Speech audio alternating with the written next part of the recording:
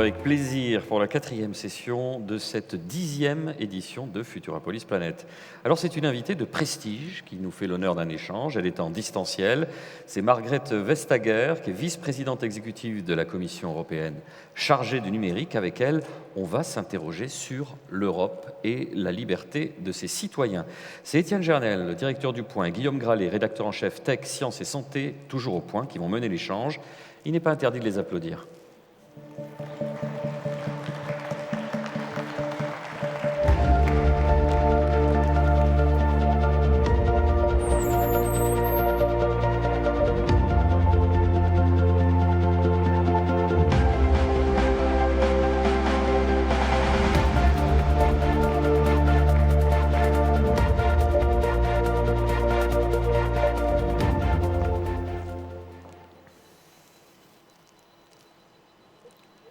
Alors, hello, bonjour. Hello, Margrethe Vestager. Nice to be with you. Thank you for being with us today in Toulouse and Brussels, which are It's my pleasure. Vous êtes depuis Bruxelles. Thank you so much. Thank you for this opportunity to have this conversation with you on one of the major topics of our times. And you were. J'entends pas les modérateurs. J'entends pas les modérateurs. Donc ça doit être la traduction. On va attendre la résolution d'un... Est-ce que ça marche? Oui. You were on the cover of a newspaper 2 years ago as Person of the Year, and I think it's fair to say que vous avez été annoncé comme personnalité de l'année. And I think Je n'entends plus rien. Non, ça marche pas. Ça marche pas. Si on vous entend en traduction. Mais on va continuer à poser des questions en anglais. Je ne peux pas traduire parce que j'entends. we have a translating problem. You would deserve it again, certainly, because you pushed for 2 major regulations called DSA and DMA. So let's explain that. Digital Services Act and Digital Market Act. It was last year. And that leads to the first question. It's about regulating the big platforms, of course, the hungry platforms. This comes to my first question. Will it be... Is it okay? Yeah. Will it be enough? Do you really think that you can turn a T-Rex into a veggie in just a few years? Well, you know, amazing things have happened with us as humans. Actually, now more and more people, they are aware of what is needed by each and every one of us in order to fight climate change. So change is possible. And of course, what we want to achieve, the Digital Markets Act, will open markets for small, medium-sized businesses so they don't have to rely on a gatekeeper to get to their customers. Digital Services Act that will make sure that products are safe, that those who sell online, that they resume their responsibility if they import something, and that digital services is not a threat to our democracy or to our mental health. And this is new. These are the new rules of the road of the internet. And we have taken everything we know about big tech, and then we have put that in front of the legislature, the European Parliament and the Council. And they share our sense of urgency to make this happen. So yes, I think it is possible to have an open market and to have also safe services from service providers, services that do not threaten our democracy or our mental health. To achieve that, thank you, do you think we will have to break up these tech giants? Well, of course, we have made a choice here. We have not been pursuing a road to say that giant companies will have to be a number of smaller companies. We don't know how that would work. We know with a very high probability that we would go directly to court, and that it would not be likely that we would be able to achieve breaking up until, you know, years and years and years and years in court. And our democracy do not have time for years and years. People do not have time for years and years. Businesses do not have time for years and years. They need action now, because otherwise we risk that democracy, people, businesses, they lose out. And this is why we have chosen this road, to be able to act fast and to act, of course, with force, so that we can achieve what we want. Is it an issue that probably the big tech are making so much money that even huge fines inflicted by the Commission in the recent years are not enough? Is that part of the reason of the DMA and the DSA, that fines are not enough to force the big tech to comply by the rules? Fines is just a part of it. When we take a decision, and now the court just upheld our 2017 Google decision on Google Shopping, then fine is punishing the illegal thing you did in the past.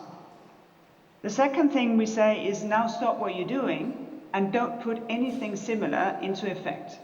And the third thing we do is to say now you need to figure out how to repair, because a lot of damage can be done very fast in digital markets, which is why now, for instance, if you buy an Android phone with Google browser installed or Google search installed, you will be able to choose other search engines up front, so that they get a fair chance and a much better chance than they had before to meet their customers. So the fine is not enough. But also in the future, we will work with fines if businesses are not compliant. But the main thing here is, of course, to gain speed, because businesses suffer, consumers suffer if there is an illegal behavior by a giant platform. And that speed is what we can gain with the Digital Markets Act. That is of the essence. And of course, this is a union built on the rule of law. And anyone is welcome here who accept that, who's not a rogue platform, because then, of course, we would have to turn to completely different measures if the legislators, if the law was not respected. Let's talk a little bit about antitrust philosophy. Senator John Sherman, American Senator John Sherman, who gave his name to the famous Sherman Act, the American antitrust law, famously said, I quote him, "Monopolies are inconsistent with our form of government." But how can we react now in the digital age? Are monopolies inevitable in this age?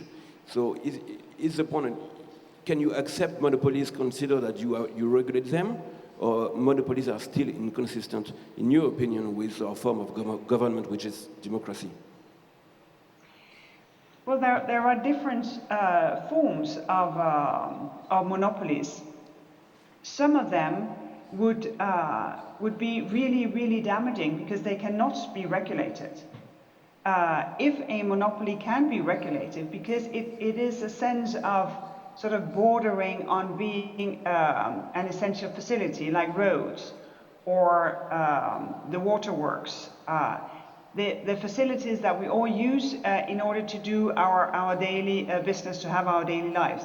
They are, of course, heavily regulated. And here we accept it because it wouldn't make much sense to have roads next to roads or waterworks next to waterworks. So it's always a very specific question.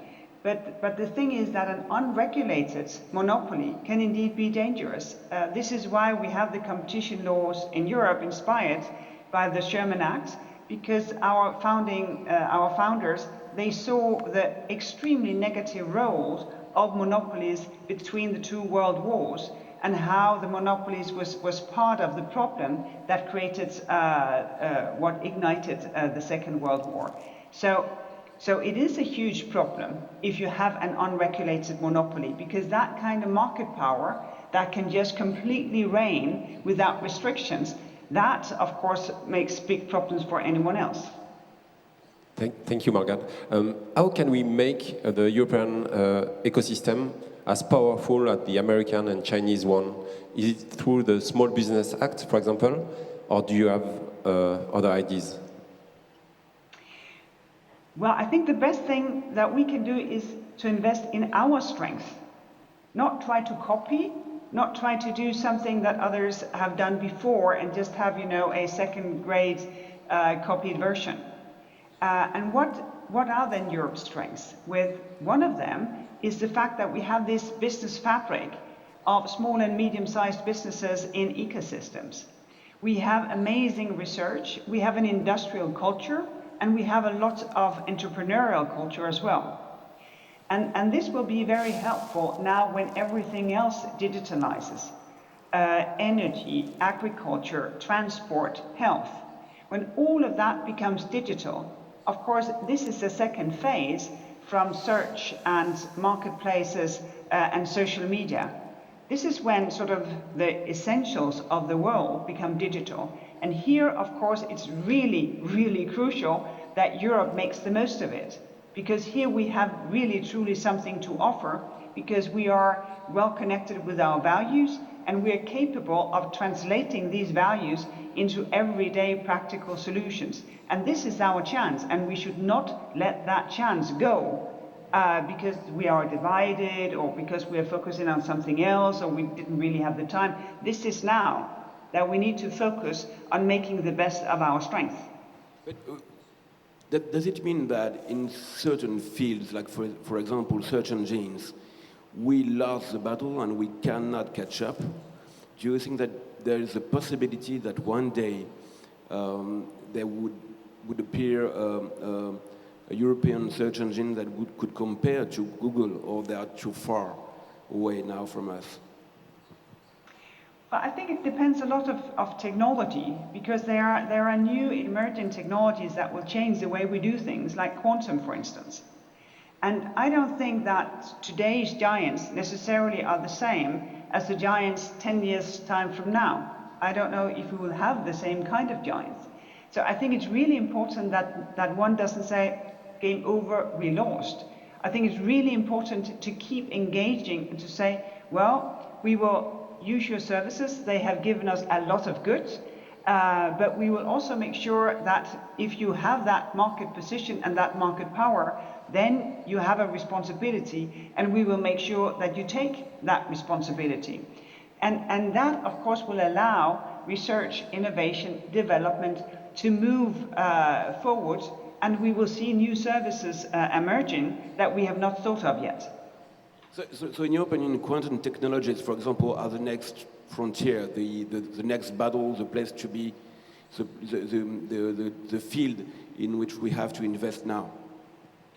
Well, quantum is one of them. As they say by some quantum researchers, what they can achieve is a number of things, but one of them is the can opener, meaning that you can disencrypt any code. Because now when you're encrypted, you go one way, and the computed power we have right now doesn't allow to go the other way. Quantum is so strong that you can basically go both ways, which means that you can open any can that you want to open. But it's also in artificial intelligence and the use of robotics, and in combining that with traditional European strongholds like pharma, for instance, like industrial production, the production of machinery. If you combine different strongholds with these emerging technologies of robotics, of artificial intelligence, of quantum, then you get something that is really promising. But of course, it does not only take investment and initiative, it also takes a lot of skilled and very highly skilled people to be able to do it. And that, of course, ought to serve as inspiration for any young person or anyone who has an appetite for re-skilling or re-educating oneself a bit later in life than when you're absolutely young. Earlier this year, I think Guillaume did interview Kathleen Carrico, who is the pioneer in a technology that enables us to have vaccines now. And she was born in Hungary, but she chose to immigrate, settle in the US, where she studied and she developed her research. How do you feel about that? Is that a major question? How to attract the best talents in Europe, or keep the talents we have in Europe?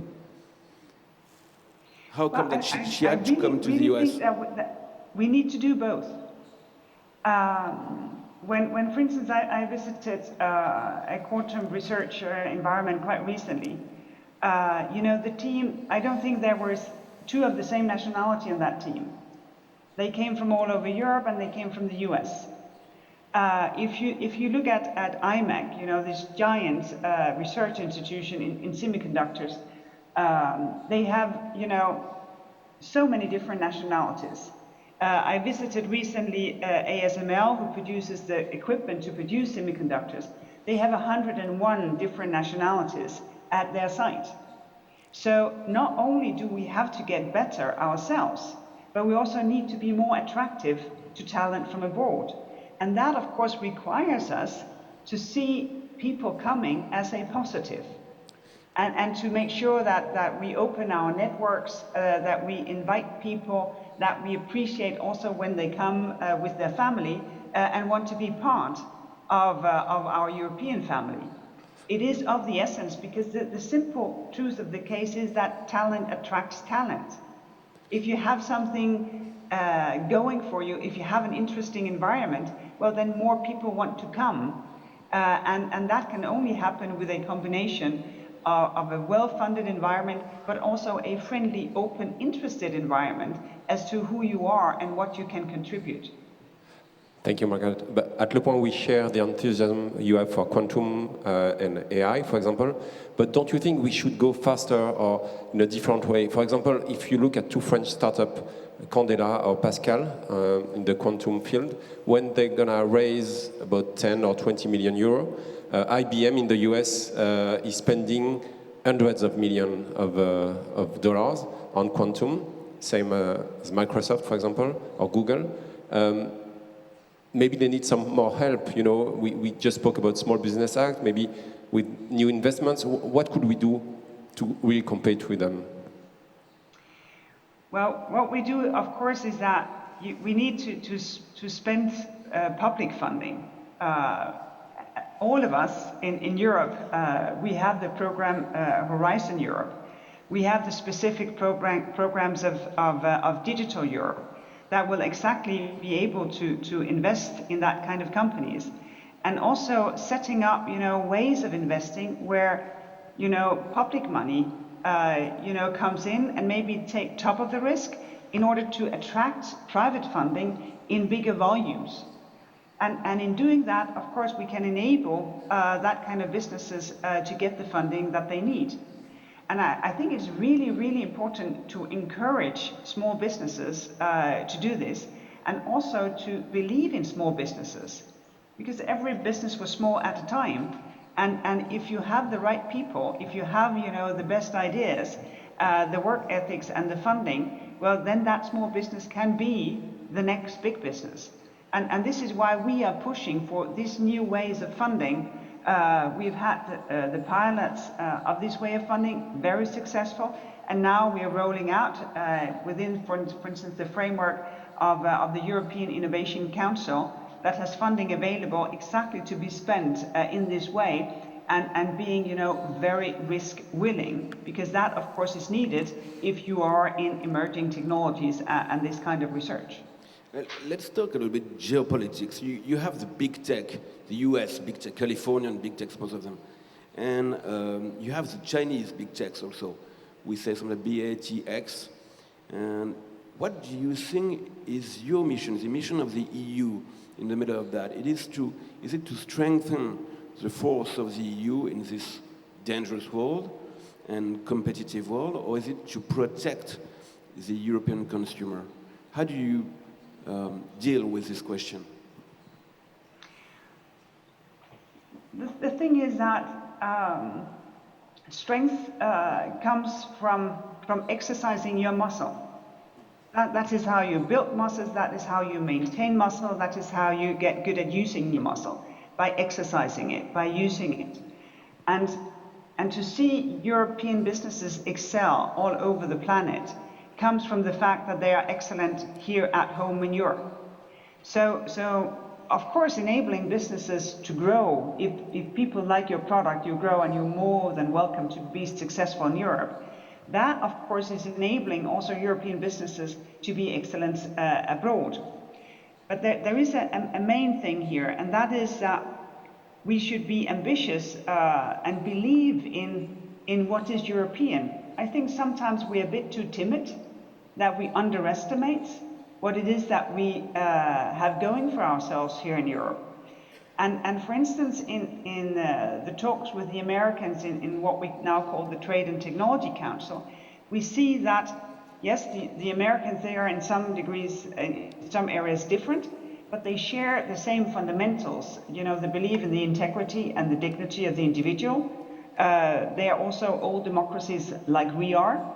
So Europe can set, its mark also when it comes to how to deal globally with artificial intelligence, how to push for the regulation of big tech also globally, how to enable people to have the privilege of privacy, I think a very fundamental thing. And in that, I think Europe is on a mission to show the way and to enable coalitions of democracies to set this agenda of the fundamentals of a human society and not just a technological society.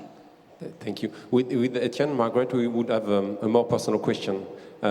Fighting for these values, fighting also against the big tech, did you have some personal threats in the past? And more globally, how do you deal with all the lobbies that are acting in Brussels? Well, I find myself very, very fortunate. So it's not that I have a life full of threats. I have a life full of very difficult problems and things to solve.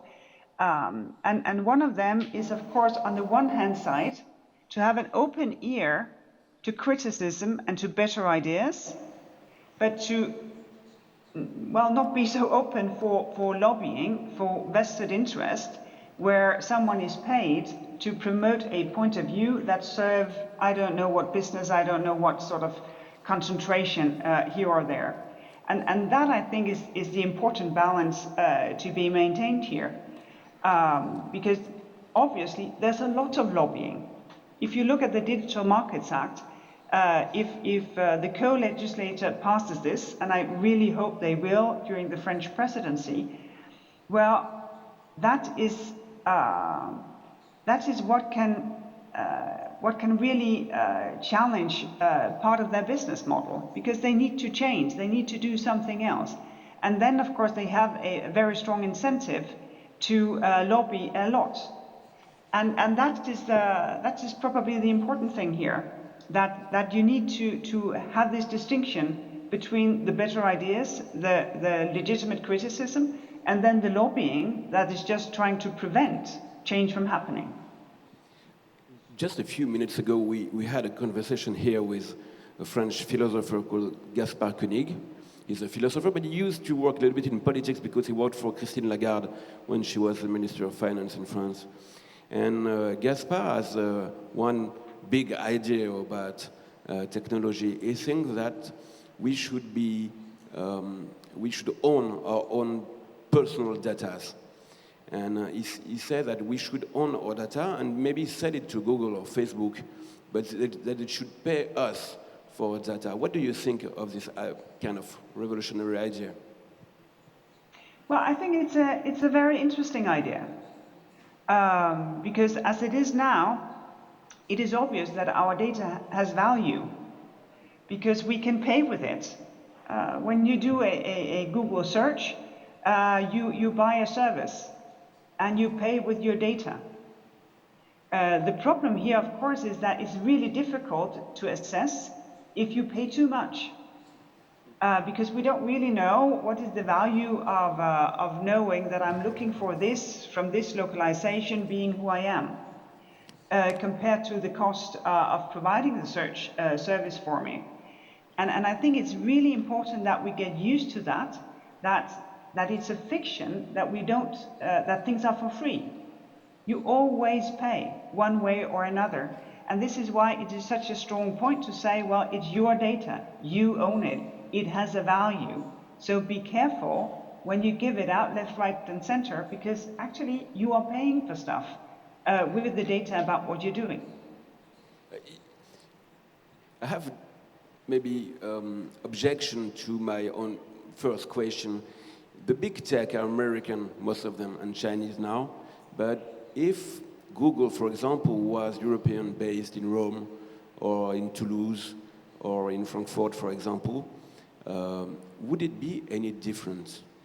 Would they, if we had European champions, European big techs like the American ones, would they behave differently from the American ones? That's very, very difficult to say. Because what we have seen, for instance, in the Google cases, is that dominant position they have in the marketplace allows them to do things that others cannot do, that they can basically decide.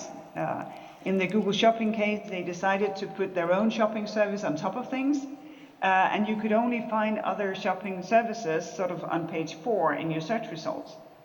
And it's really difficult to assess if a European company would do the same. We have cases with European dominant companies in the past, but they are not that many. Of course, we have cartels where European companies participate, but it's really difficult to say, because I don't think that Google have any illegal behavior because they are American. So I don't know if they wouldn't have that illegal behavior if they were European. I think they do something illegal because of choices made in that company. I have a last and short question, which interests me quite a lot, about copyrights. And do you think that Google will, and the others will finally, eventually, abide by the rule, which is not so sure from our experience of the negotiations with Google? Well, actually, I've been quite encouraged about what happened in France with the combination of turning the European copyright legislation into French copyright legislation, and then with the initiatives of the French Autorité de la Concurrence to make sure that publishers has the leverage in order to negotiate and actually to make deals. And now we start to see that the French have paved the way for others also to get deals, so that there can be a remuneration of the work done by, for instance, journalists. And that, of course, is of the essence, because no one can work without remuneration. It goes for journalists as well. And playing a key role in our democracy, of course, this is what we want to see everywhere where copyright legislation is being made into national law. Thank you so much, Margrethe Vestager. Thank you so much. You. You're still our person of the year. Oh, thank you very much. It was such an honor. You know, I was thrilled by it. I still thank you. Thank you so much. Merci beaucoup. On se retrouve dans quelques instants pour notre 5e session. On va se poser une question qui prend tout son sens en ce moment. Doit-on rétrécir le monde? À tout de suite.